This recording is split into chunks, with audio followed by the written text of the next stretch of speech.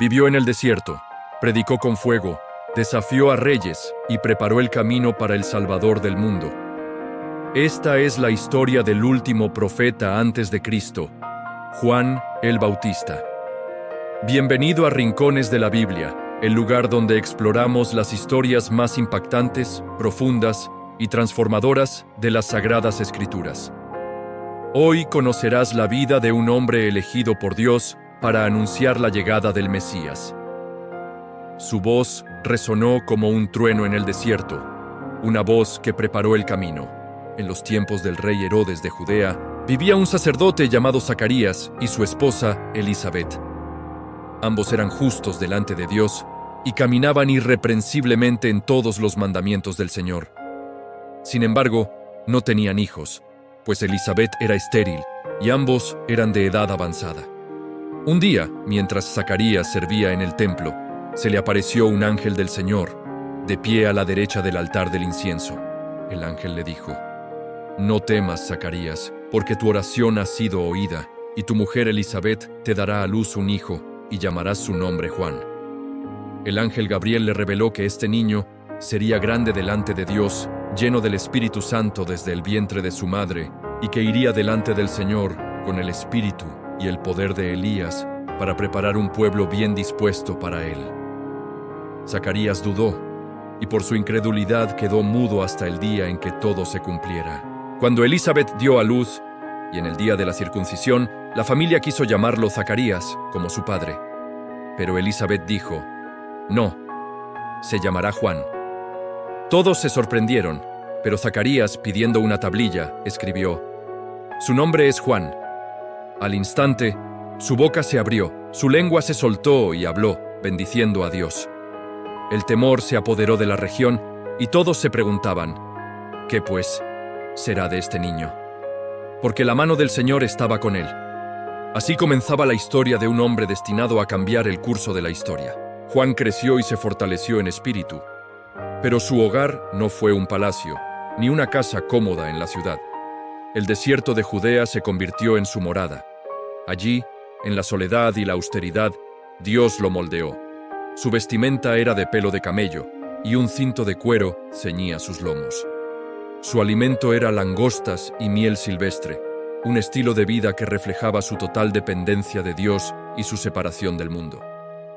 En el silencio del desierto, Juan escuchó la voz de Dios. Su llamado profético era claro y poderoso: ser la voz que clama en el desierto, preparando el camino del Señor, enderezando sus sendas. No era una misión fácil. Israel llevaba 400 años sin escuchar la voz de un profeta. El pueblo estaba bajo el dominio romano, anhelando un libertador, un Mesías que los salvara política y militarmente. Pero el mensaje de Juan era diferente. Era un llamado a la preparación espiritual. Desde el desierto, su voz comenzó a resonar. Multitudes de Jerusalén, de toda Judea y de toda la provincia de alrededor del Jordán acudían a él. Soldados, publicanos, fariseos, gente común. Todos iban a escuchar a este hombre rudo y directo, que hablaba con una autoridad que no venía de los hombres, sino de Dios. Su mensaje era un martillo que rompía la complacencia espiritual. «Arrepentíos, porque el reino de los cielos se ha acercado». Juan no ofrecía palabras vacías. Su llamado al arrepentimiento iba acompañado de un rito poderoso: el bautismo en el río Jordán. No era un simple lavado, era un símbolo externo de una transformación interna, una confesión de pecados y un compromiso a vivir una nueva vida.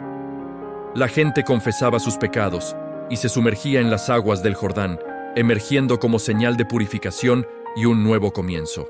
A los que confiaban en su linaje les decía: «Haced, pues, frutos dignos de arrepentimiento, y no penséis decir dentro de vosotros mismos: a Abraham tenemos por padre».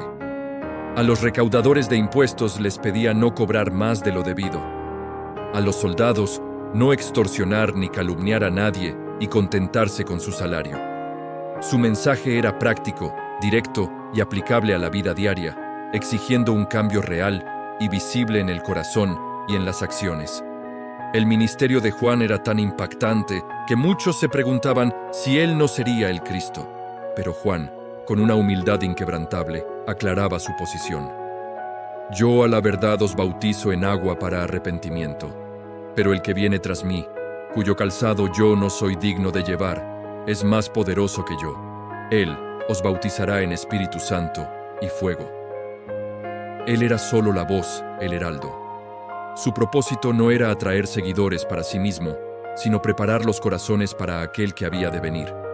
Y entonces, un día, entre la multitud que se agolpaba en las orillas del Jordán, apareció él. Jesús de Nazaret vino a ser bautizado por Juan el Bautista, y Juan, al verlo, se resistió. «Yo necesito ser bautizado por ti, ¿y tú vienes a mí?» La respuesta de Jesús fue firme y llena de propósito. «Deja ahora, porque así conviene que cumplamos toda justicia». En ese momento, el cielo mismo confirmó la misión. Cuando Jesús salió del agua, los cielos se abrieron, y el Espíritu de Dios descendió como paloma y se posó sobre él. Y una voz desde los cielos dijo: «Este es mi Hijo amado, en quien tengo complacencia». La misión de Juan había alcanzado su clímax. El precursor había presentado al Mesías. El Cordero de Dios estaba ahora en medio de su pueblo. Al día siguiente, Juan estaba con 2 de sus discípulos. Al ver pasar a Jesús, pronunció las palabras que definirían para siempre la misión del Salvador.